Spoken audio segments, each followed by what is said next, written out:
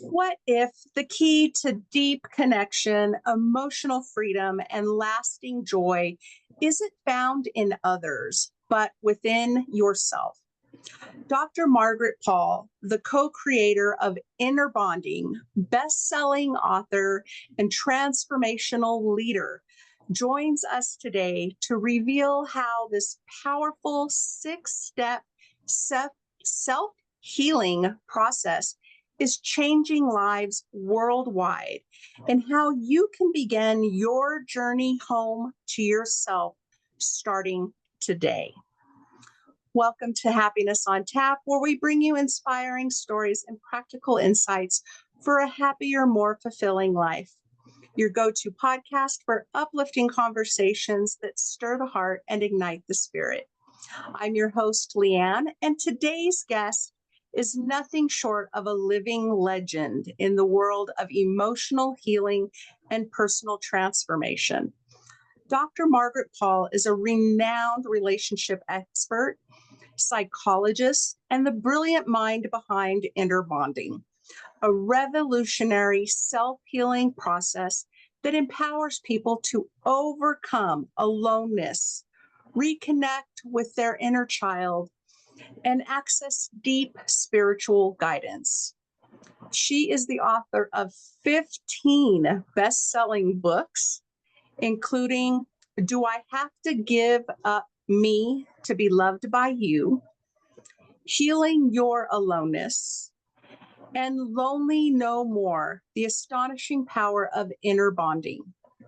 With over 5 decades of transformational teaching under her belt and appearances on media platforms like Oprah, Dr. Margaret has touched the lives of hundreds of thousands around the globe.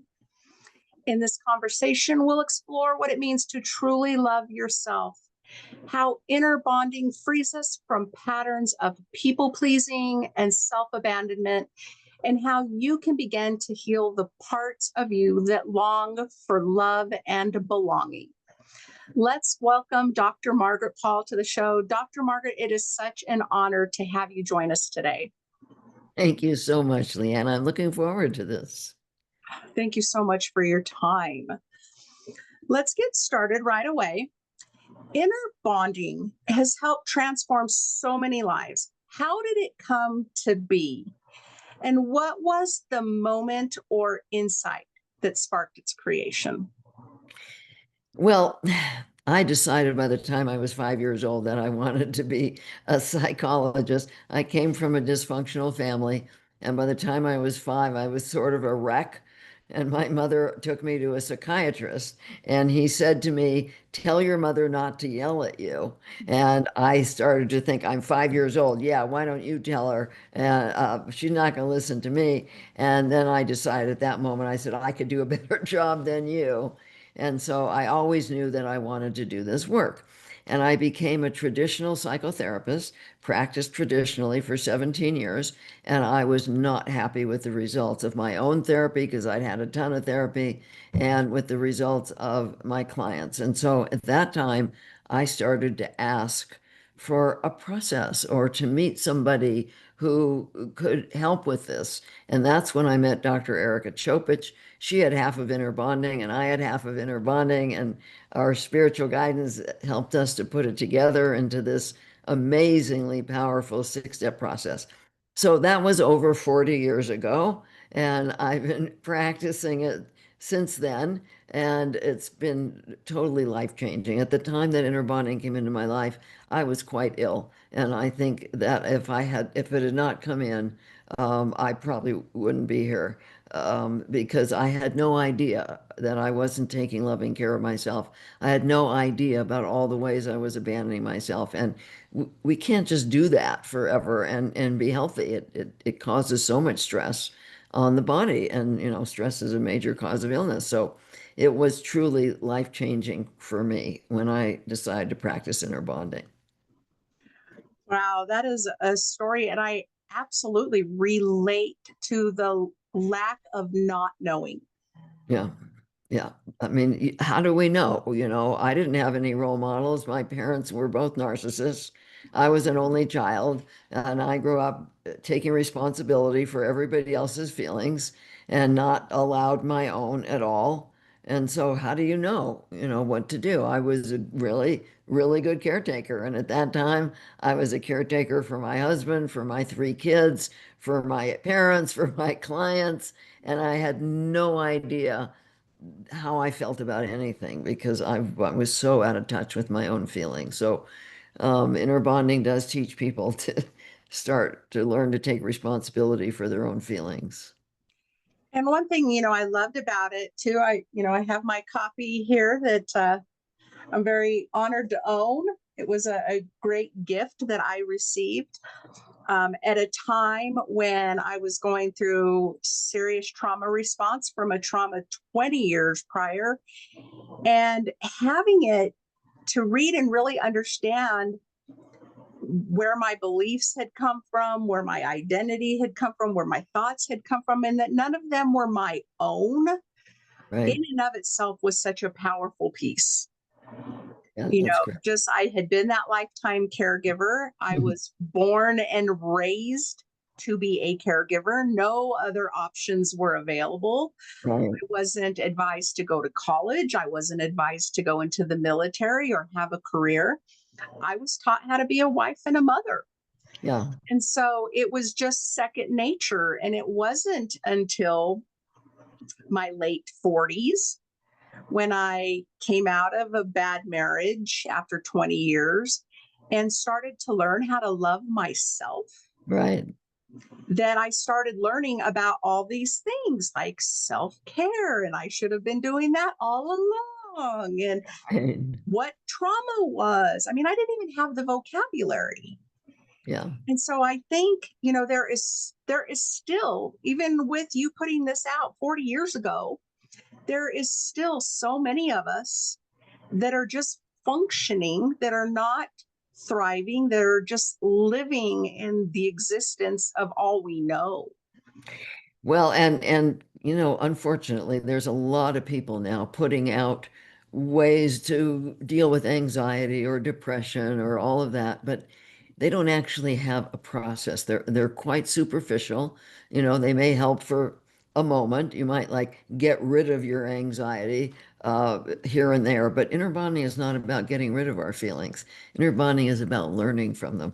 All of our feelings have information for us, which you and I did not learn as we were growing up, that our feelings had important information for us.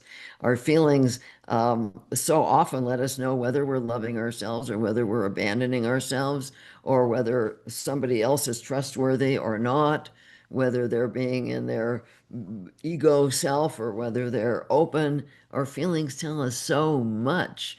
And so if like you and I have learned not to pay attention to our feelings, we're missing all the signposts about what we need to pay attention to. So inner bonding teaches people at the very beginning of step one to learn to get back in their bodies, because what happens to so many of us is we're in pain as we're growing up. We don't know how to deal with it, and we get up in our head and we dissociate, we disconnect Mhm. from our body, from our feelings, so we don't even know what's going on. And so the first step is getting back into the body so that you can feel your feelings. It's what I call having your inner baby monitor on. Like good parents, they don't just put a baby to sleep and go out to lunch. They have a baby monitor on, and the minute the baby cries, they want to attend to those feelings, that the cry has information. I'm hungry, I'm lonely, I'm scared, I've got a wet diaper or whatever. And so the parent wants to attend to that. But most people don't think about that on the inner level, that our feelings are that kind of information and need to be attended to. Yeah. Or even, I think just knowing, like I was adopted. So, and I was like, what I know about my adoption was that I was 3 months old. So I'd spent the first 3 months of Oh, my life um, in an orphanage. oh my. So, as I get older and as I'm doing the work and continuing to do the work, it doesn't stop when you think you feel better. That's right. I'm a lifetime learner, and I'm going to continue to learn more and more about it every day that I can, not only for myself, but for the people I work with.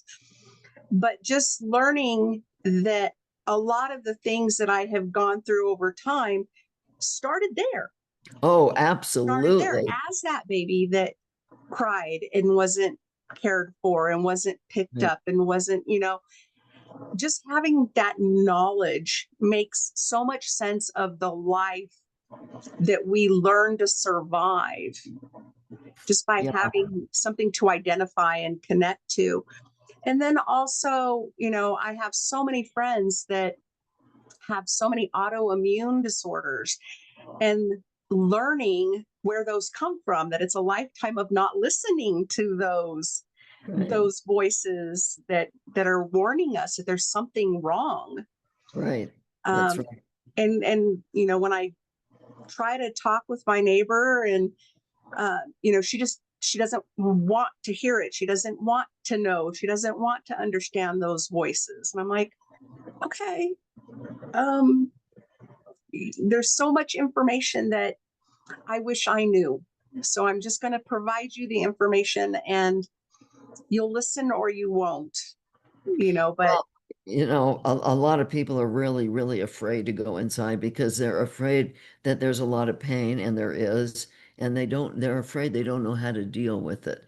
They're afraid if they open to the pain, they'll go crazy, they'll die, it'll be overwhelming, it'll be unending. And so they want to keep it away at a distance, and they don't realize that so much of their pain is in keeping it at a distance, because it's like, again, a baby cries, and instead of wanting to find out, oh, I don't want to hear, I don't want to hear that cry, I don't want to know what's going on there.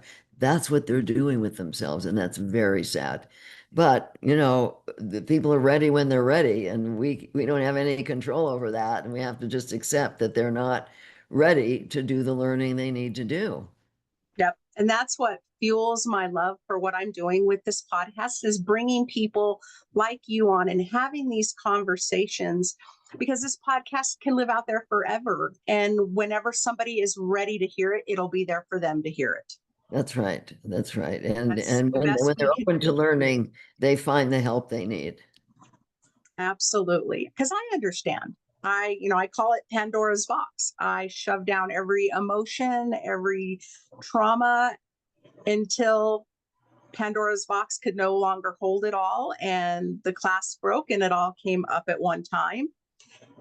But I had no information, no tools, no skills, no knowledge of what it Right. was, what my body was going through, or how to communicate it to another person to even say what I was going through. So, Right. I was really blessed to have people like my neighbor who was like, hey, I have this book. This may help you. This may provide you some information, when all I was doing was questing for information. So it was so valuable, to me in my healing journey. Oh, that's great. I'm so pleased to hear that, Leann. I'm sure you hear that all the time because you've helped so many people, and what a blessing. Yeah, and I always, my heart just fills with joy when I hear that somebody has been helped by inner bonding. I just love that spirit brought us this process, that Erica and I met, that we put it together, that it's been so powerful in our lives. It's not always easy. When inner bonding came into my life, like I said, I was trained like you to be a caretaker. And I had been married for almost 30 years at that time.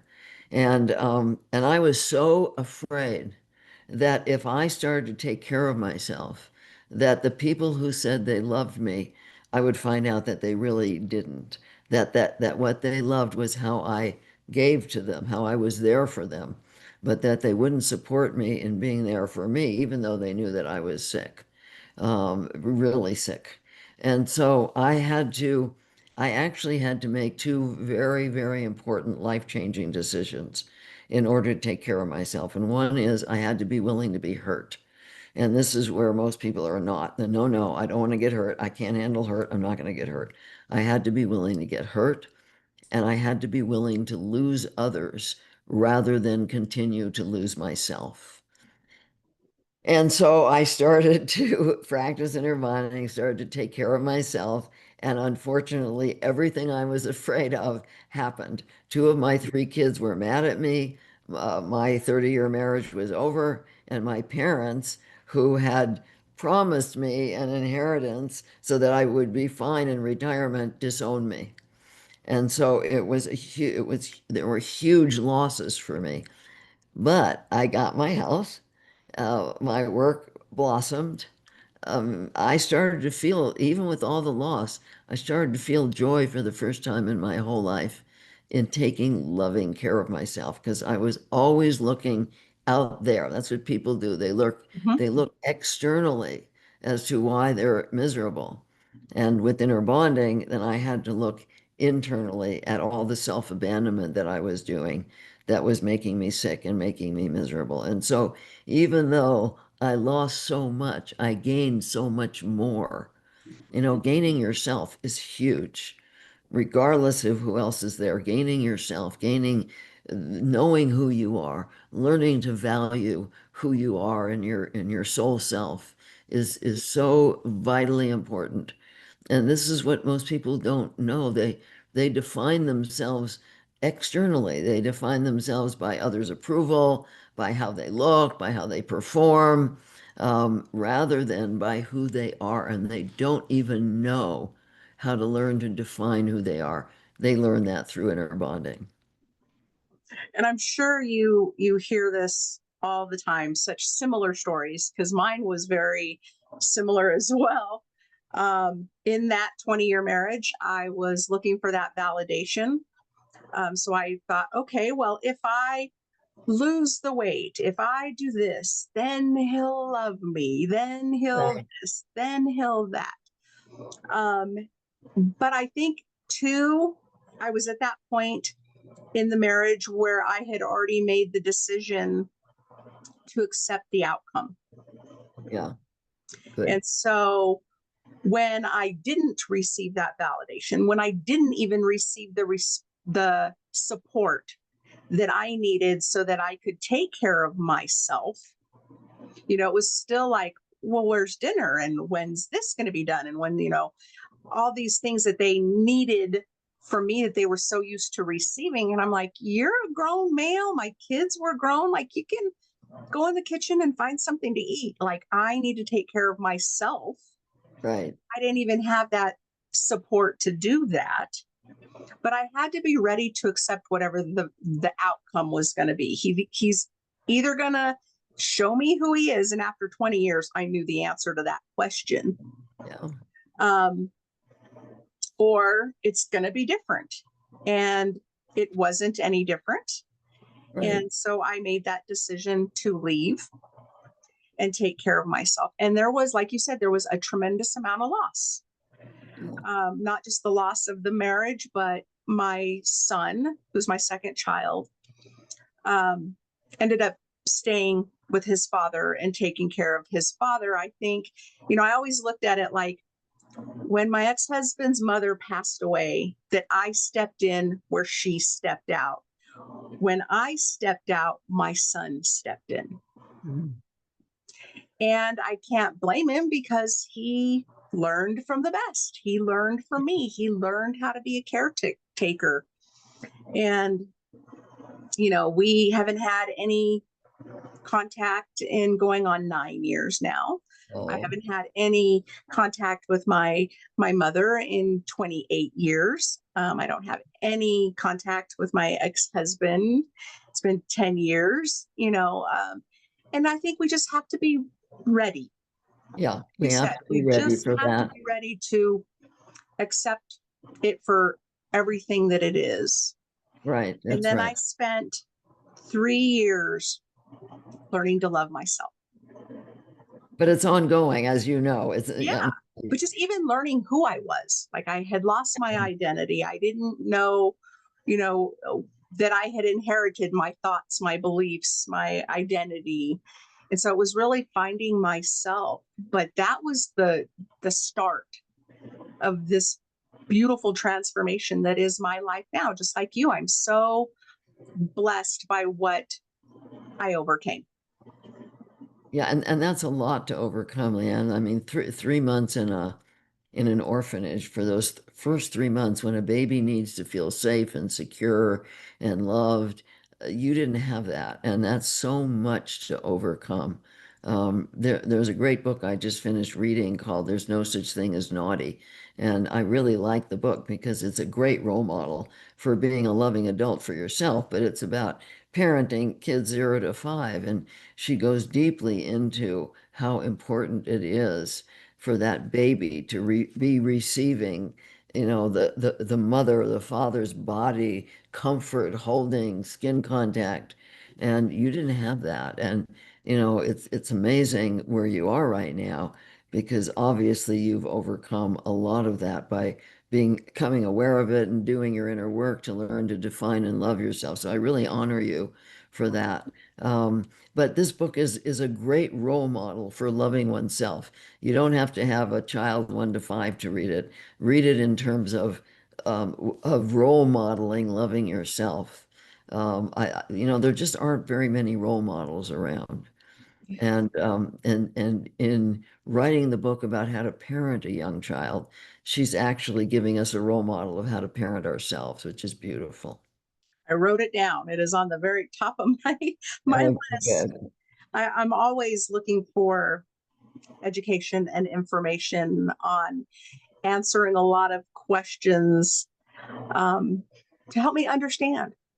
Yeah, I look at everything as a lesson and accept it for what it is, because I'm at a different phase in my life where I can, where yeah, that's it's, great. That's great. where it's not triggering, where it's not, reliving trauma, where it's actually understanding and coming to terms with the childhood that I had. Yeah, Um, and you know what happens with so many people who have trauma, and so many of us do, most of us have some trauma, um, is that we end up re-traumatizing ourselves without realizing it because we end up absorbing the ego woundedness of our parents into in inner bonding. We call that the wounded self. That's the ego part of us that has absorbed all the false beliefs that we learn to operate from, that we absorb from our parents.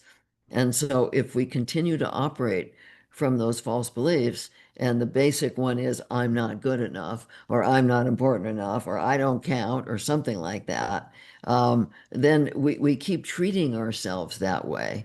And so we traumatize ourselves because we treat ourselves the ways that we were treated or the ways that our parents treated themselves.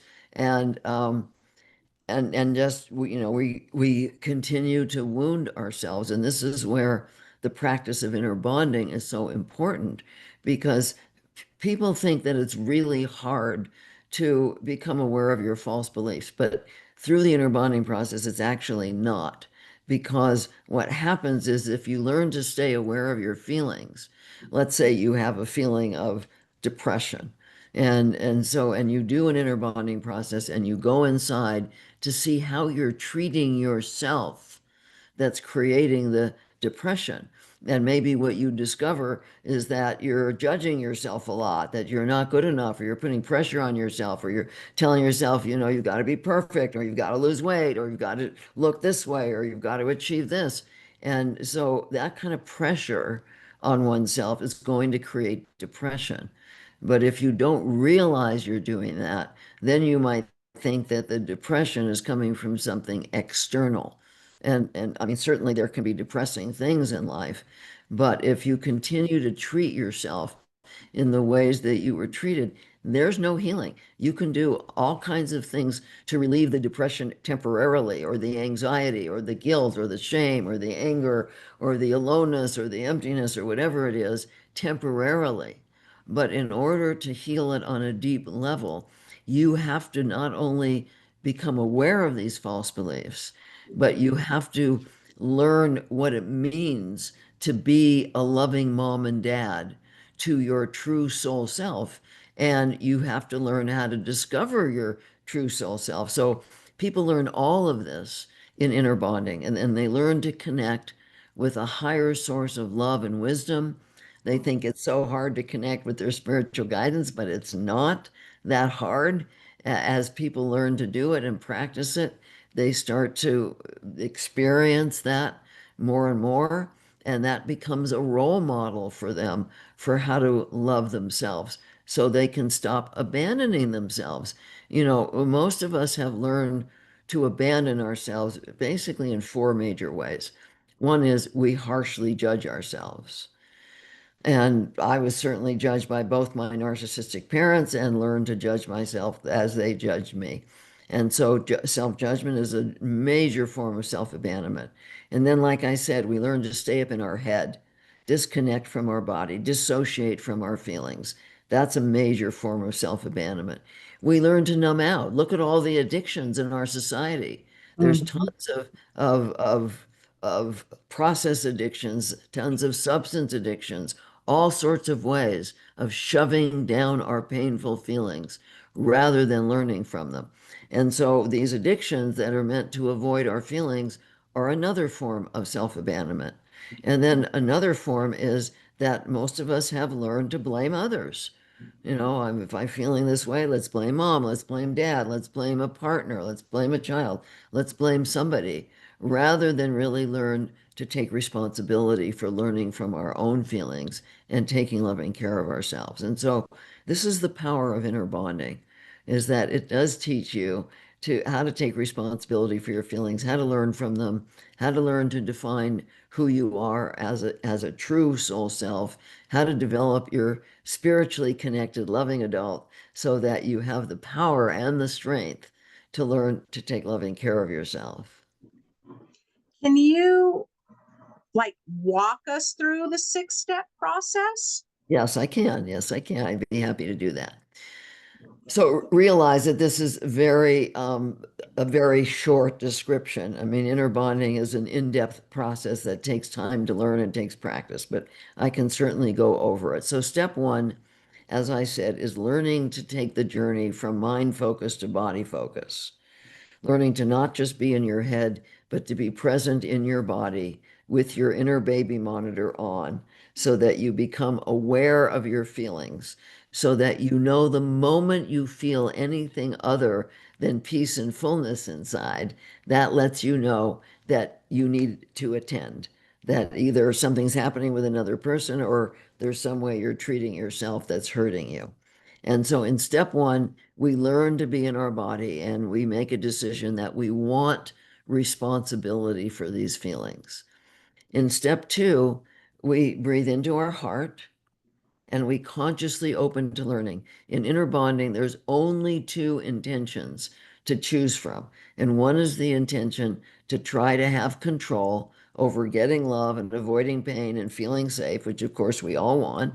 And we've all learned to try and have control over that with many self-abandoning behaviors. And the other intention is to learn to love yourself and share your love with others. And so in step two, we consciously choose that intention to learn to love ourselves. We have to start with loving ourselves before we can really love others. And in step two, we learn to open to our higher power, whatever that is for the person, their own higher self, God, Jesus, Buddha, Allah, a guardian angel, whatever it is for them that works for them. I often recommend people imagine an older, wiser part of themselves, like themselves 500 years older than them, their own higher self, and then invite that love and compassion and strength and wisdom and courage and truth of their higher self into their heart. And that's step two, and that's what we do to create for that moment being a loving adult. We're a loving adult when we're open to learning and we're connected with our higher guidance. Mhm. In step three, we go back into the feeling. So let's say that I felt anxious or I felt depressed or I felt angry or I felt guilty or shame. I'm going to go in and I'm going to ask that inner child. Our inner child is our soul self. Our inner child is our true soul self, who we were born as, who we really are. And that part of us often communicates through feelings. And so we go back into the feeling. And I would ask, say to my inner child, what am I telling you? How am I treating you from my wounded self that's making you feel anxious or depressed or angry or whatever? And then I go inside and let that feeling speak. And so sometimes the inner child won't speak to you right away if that child doesn't trust you as an adult. And sometimes people have to just work on developing their adult for a while. It's like, let's say that you adopted a 5-year-old who had been in foster care and doesn't trust you. The child is not just going to open up to you. You have to learn to be a trustworthy parent. And that sometimes that's true on the inner level. But let's say that your inner child does speak with you in step 3. That child might say, "Well, yeah, I'm anxious because you're telling me I'm not good enough and that I have to be perfect and I have to do everything right and I have to get this person's approval, and if I don't, I'm not good enough, or I have to look a certain way, or I have to perform and I have to achieve this and that." I mean, all that kind of pressure that the wounded self puts on us can create a lot of anxiety or depression or guilt or shame or all of these wounded feelings. And so once we become aware of how we're treating ourselves, we go a little deeper into that wounded part and we say, there must be a good reason that you're putting all this pressure or judging or ignoring or whatever it is, the inner child. What are you trying to control or avoid or protect against? Because that's what the wounded self is about, trying to control. Trying to control getting love and avoiding pain and feeling safe, trying to avoid painful feelings, trying to protect against getting hurt. This is what this is a survival mechanism that we all learned. And so we want to go down into that part and ask why. And the wounded self might say, well, I have to push you and make you do everything right and be perfect in order to get the approval that we need to be okay. That's a major false belief that a lot of people have. And so there's many, many, many false beliefs. That would just be one.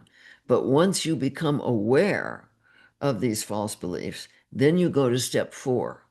And I asked people to imagine themselves in a beautiful place in nature with their higher power, their higher guidance. And you ask 2 questions. One is if you became aware of a false belief, you ask, what's the truth? Is it true that I can be perfect and therefore control how people feel about me? Well, your guidance will say, well, first of all, what's perfect? Everybody has a different idea of what's perfect. And second, nobody controls how you feel about them. What makes you think you can control how they feel about you?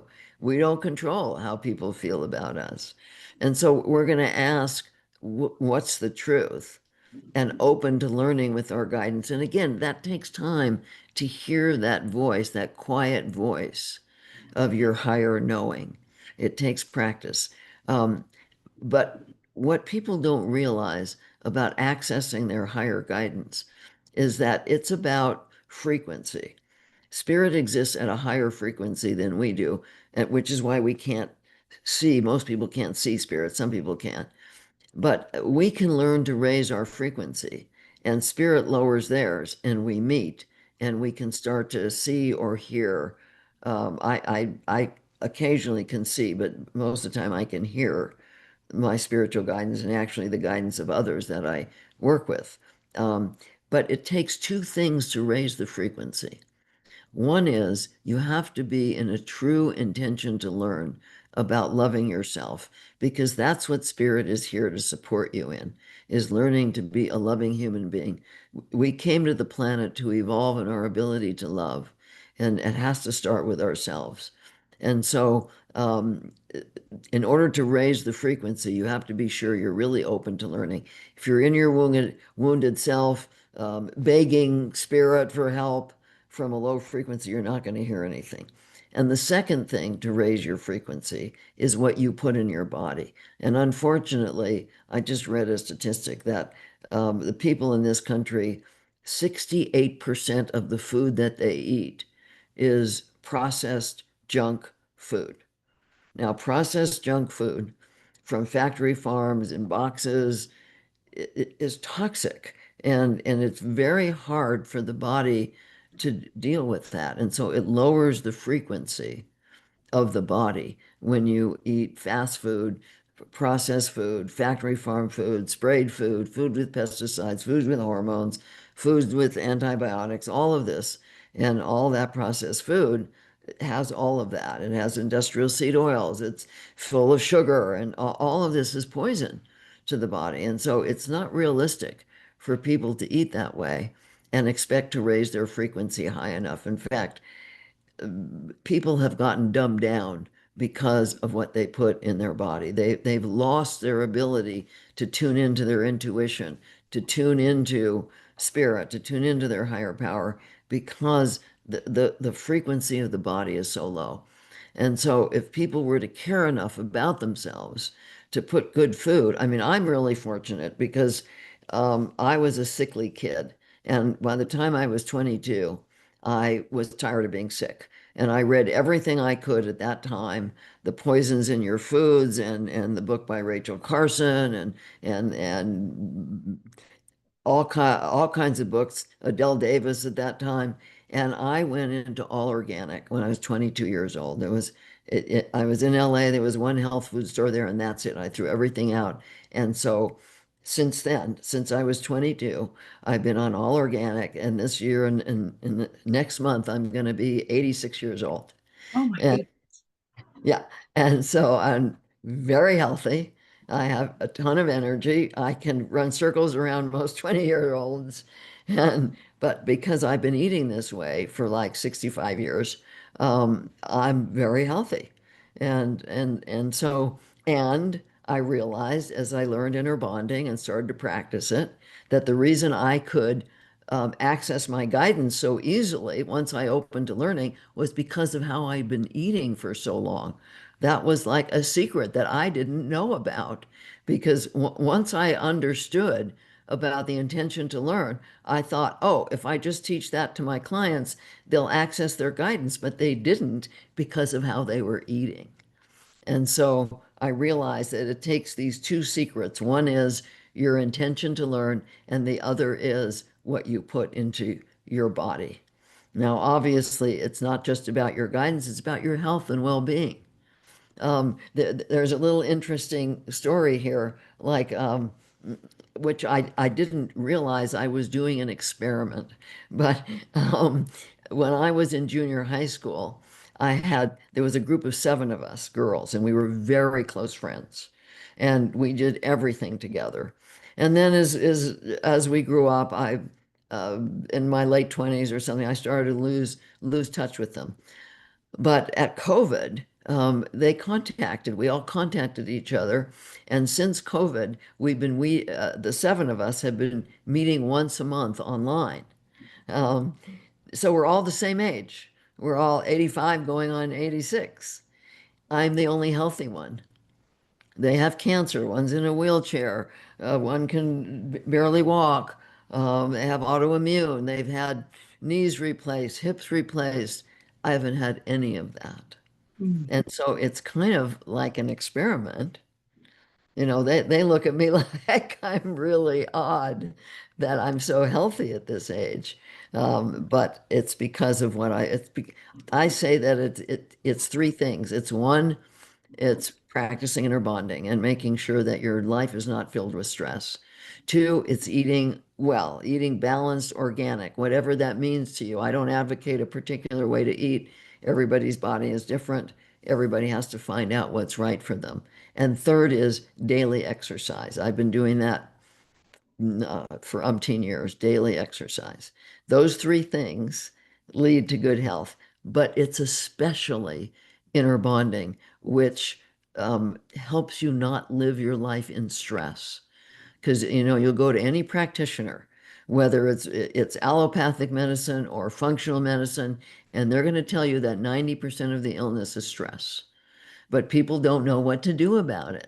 Well, inner bonding is what to do about it. As you learn to love yourself, you don't feel all that level of stress. So, back to the steps. In step 4, you're opening to your guidance. You're asking what's true about the false beliefs. And then you're asking a very important question, which I ask all day long, and that is, what's loving to me right now? What is in my highest good right now? And I ask it about everything. How I spend my time, what I put in my body, everything. I ask it about everything. And so once you get what's loving to you, then step five is you do it. If you don't do it, the first four steps don't mean anything. And so you take the loving action on your own behalf. And then in step six, you go back in and see how you're feeling. And if indeed you've taken loving care of yourself, you're going to feel a sense of relief. Your feelings are going to tell you that the action you've taken is a loving action toward yourself. If you don't feel that relief, you go back and ask your guidance for another loving action. But we do need to take the action. A lot of people go on a spiritual path and they'll meditate and they'll bliss out or they'll go into therapy, but they never take the loving action because they don't ask their higher guidance, what's loving to me right now? And yet they'll do that with the baby. You know, the baby cries. Oh, what does the baby need? Does the baby need to be fed? Does the baby need to be changed? Does the baby need to be rocked? That's what a good parent does. That's what I did with my kids. But they don't do it for themselves. And so when they don't do it for themselves, when they treat themselves the ways that they were treated, they're re-traumatizing themselves. And one of the things that I've seen over and over again, there's a lot of wonderful trauma therapies. They're all good trauma therapies. And I always recommend people who have had trauma to do the EFT or do the EMDR or do the somatic experiencing, do these trauma therapies. But along with inner bonding, not instead. They are adjunct therapies. But if you don't learn to love yourself, if you keep on abandoning yourself, you're going to re traumatize yourself. And so those things won't last unless you're learning to love yourself. Wow. That was amazing.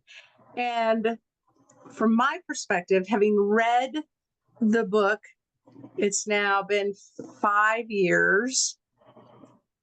I now see how much of it at the time I didn't think, because I had such severe like brain fog and memory loss, that I had retained, or that I was retaining what I was reading. But listening through each step individually, I was like, huh, I really did retain every bit of this information, That's great. and put it into action. I probably still definitely need to focus on cleaning up the diet, because you are very right in that. When your body is spending all of its energy and focus on processing what we are Mhm. putting into our body, processing the heavy meats, processing the sugars, you're not clear in your thinking. Right. That's right. You're You're not not. you're not open to receiving the information, because you're just in this haze that Right. is brought on by the foods, by the salts, by the sugars, by the alcohol, or whatever drug that you are ingesting to put a band-aid so you stop having those feelings. When you go through those steps, one at a time, ask yourself those questions. Um, yeah, like I said, I guess I didn't realize how much it's still very much inside of me, that I'm still doing those steps, because they have become second nature. Yeah, and that's great. And when it comes to food, like I was very, very addicted to sugar. I didn't think I could ever get off sugar. I was very addicted to carbs. And so when I read all that and I really, really through willpower started to eat better, but it was not easy and I would go So, off the wagon at times and all that. When I started to practice inner bonding, all that changed because, food is like love. Food is what we do when we're not feeling loved. Food is what we do to fill up when we're feeling empty or we're feeling scared. It's so easy to turn to that for so many people, and that's what I was doing. But when I started to practice inner bonding and learning to love myself, everything changed. My sugar addiction went away. My carb addiction went away.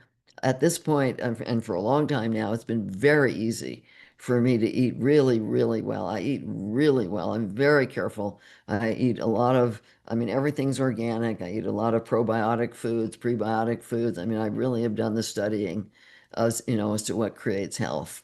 But it doesn't take any willpower now.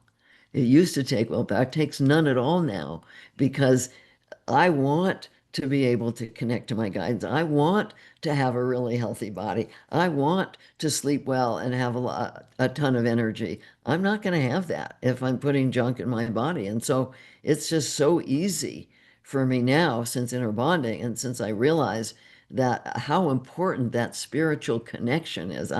That's how I live my life now. I don't listen to that young or adolescent voice of my wounded self who, comes up with all kinds of scary things.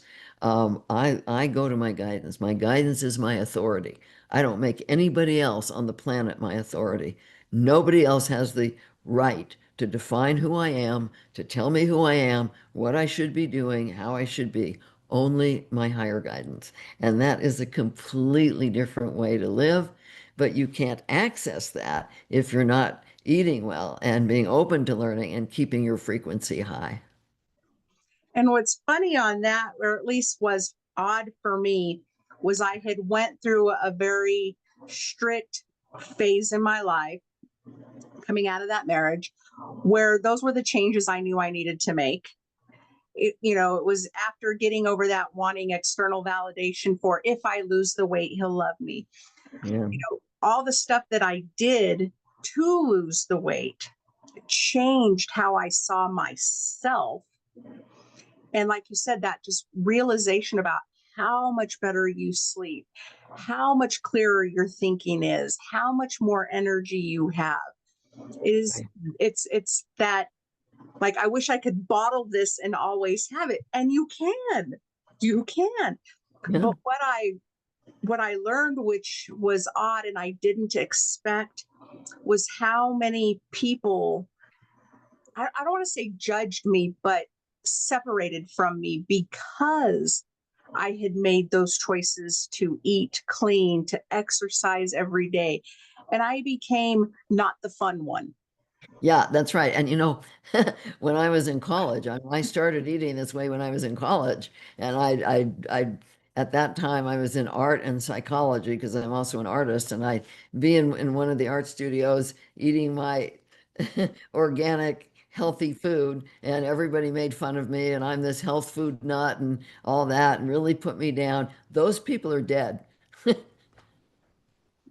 That's a great way to put it. Yeah, absolutely. Yeah. I was so shocked that, I had friends for 30 years just shut me out and be like, well, you're no fun to be around anymore. Like, we Yeah. can't even just come down and go out to a restaurant because you're just no fun. And I'm like, I feel great. Like, for my once in my life, like, I'm at a healthy weight. Everything about me, my blood pressure was great. My skin was great. I was sleeping great. I was the happiest I had ever been. And I was loving myself. But everyone was just not happy with who I had become, Yeah, which yeah, was because you odd. had been caretaking them. You had been caretaking them and they didn't want you to stop. It took me until recently to learn that that's exactly what it was. I had, long-term friends drop me like a dime and end the friendship. And I thought, what happened? Like, we've Yeah. been friends for 10 years and all of a sudden I'm this terrible person. Like, but it was that I was no Yeah. longer there to take care of them, to keep their secrets, Yeah. to do all those fun things with them. And they didn't want to be involved with me anymore because I was no longer that person for them. But Well, I would guess that it was more that in the past, when you're a caretaker, you take responsibility for other people's feelings. You're the one to listen. You're the one there. You're the one they can dump on. You're the one they can vent on. You're going to listen. You're going to be there. You're going to validate, hoping that they'll do that for you at some point, which never happens, of course. And then when you stop doing that, they feel let down and rejected. because they thought you were doing that out of the goodness of your heart. Whereas when I was caretaking, I was doing it to get validation. It wasn't out of the goodness of my heart, it was to get love back. And when I realized that caretaking is a form of control, I was just stunned. Like, oh my God, I didn't see myself as a controlling person. I saw angry, blaming people as controlling. I was never an angry, blaming person. And I didn't realize that giving myself up and caretaking other people's feelings was also a form of control to try and get love. And so once I stopped doing that, then you really find out who your friends are. Wow. Yeah, that's exactly it. I again wish I had that answer over the last, 10 years trying to figure that out. Like, what did I do? Learn to love yourself and that You and stop not questioning that after a while. Yes. yeah. When I realized it wasn't me, I had No, done anything wrong. So no, yeah, that's big, right. big, wonderful learning lesson. My primary focus, the people that I work with, I've kind of made a focus of working with Gen X women as I am, having lived our whole life as that caretaker, people pleasing. Now we're to the point of burnout and we're in midlife and it's, time for our reinvention. How can, and I already have the answer in myself now as being something that I can gift to these women. How can inner bonding support their journey back to self after Well, that yeah. years of caregiving, burnout, people pleasing? Like Well, you answered it in the questions for sure, or in the steps. yeah, and so I mean, basically, that's what I did. Is we come back to ourself when we learn to connect with our higher guidance, and we learn to see our soul through the eyes of truth, through the eyes of our higher guidance, rather than through the eyes of our wounded self. Our wounded self will always think there's something wrong with us. We're not good enough. We're not important enough. We're flawed. We're bad. I mean, I was taught I was bad and that's what the wounded self thinks. But when you open to learning with your higher guidance, you learn to see that your soul is a beautiful, perfect individual expression of the divine with your own individual gifts. And when you learn to see this, when you learn to value who you are intrinsically and what the gifts are that you came to offer, then there's healing. I mean, that is the essence of healing, is really knowing who you are. And inner bonding, because it teaches you how to connect with your higher guidance. It's through the eyes of your higher guidance that you get to see who you really are. And as you learn to embrace that, you heal. I get asked a lot, like, how how do people, find you as a coach? How do they, what is it that makes them connect with you? And I think that's it. I think they see that coming out of me, that I have found that. I have found that love for myself. I have done this work. I have walked this path. I have leaned into the uncomfortable. I've, done all the steps. And Right. now I'm here showing it, showing up. That's right.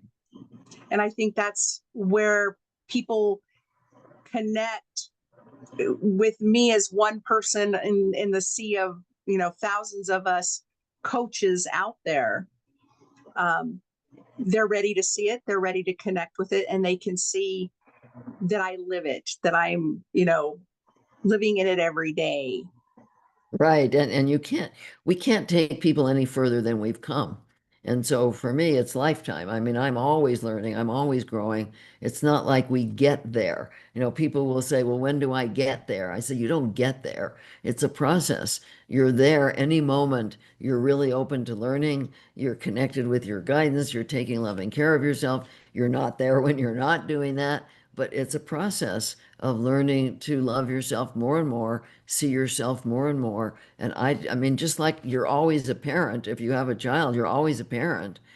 You're always a parent on the inner level as well. It doesn't stop just because one day you do a really good job of taking care of yourself. If you spend time with a child one day and the child is really happy, doesn't mean you don't spend time the next day. And so we're in inner bonding, we're keeping that inner baby monitor on throughout the day so that we're tuned into ourselves. And then if there's anything amiss, we can then practice inner bonding to discover what we may be doing.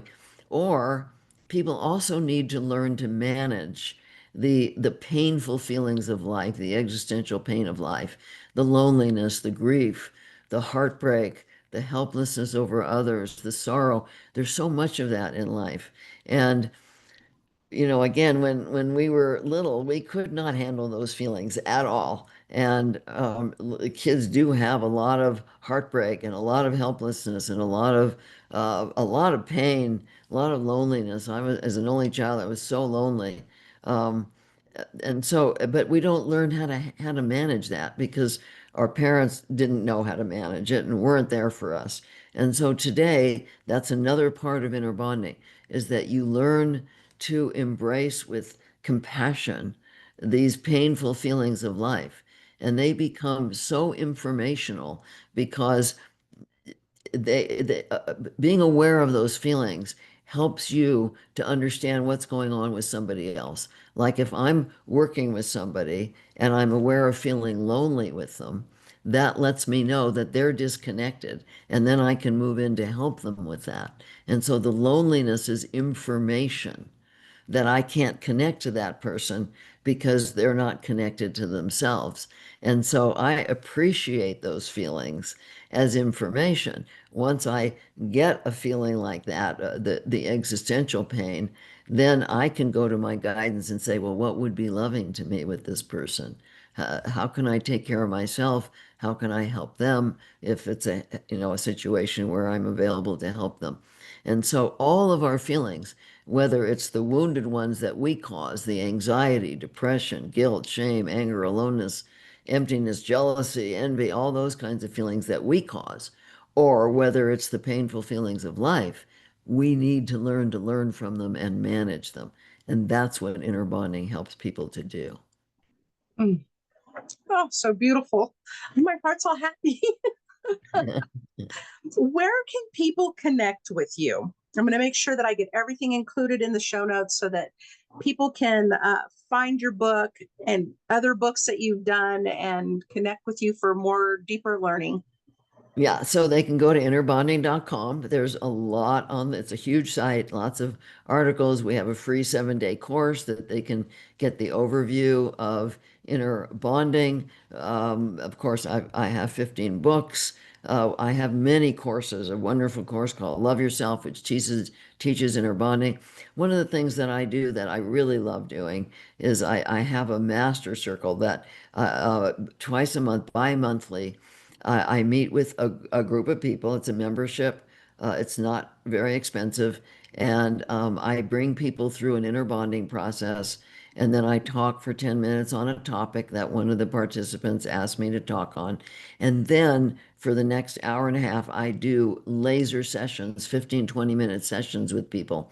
And because I've been doing this for so long, I can see the root cause of something very quickly. I can take them through a process, and you would be amazed. In 15, 20 minutes, they go from this to this, and such relief. And so people can see the value and the strength and the power of inner bonding through this master circle. And so they can go onto the website, look under events, they can find that. There's just, because I've been doing this for 56 years now, I have a lot that I've produced to help people learn the process. Oh, And wonderful. Thank of you. course, we have a fabulous facilitator training program. We have many facilitators around the world that have been trained in inner bonding. It's a really great 14-month in-depth, very in-depth training program. And so if people can't afford to see me, because I still work with people one-on-one, they can work with one of the facilitators if they want personal help. And get trained if they should so desire. Oh yeah, if they want to. The training program is great. I mean, some people take the training program just because they want to deepen their inner bonding work because it is so in depth, even if they don't want to be a facilitator. But many people who are already therapists want this training to deepen their work, or people just want to be an inner bonding facilitator.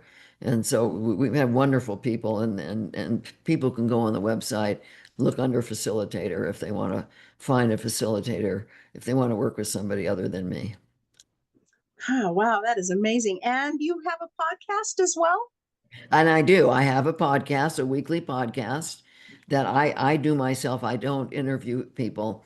I speak on a topic about inner bonding. I mean, as you can see, I can talk endlessly about inner bonding. So it's not very hard for me to do a podcast myself because I love inner bonding and I've been doing it for so long. So it's easy for me to talk about different aspects of it. And that's what I do in the podcast.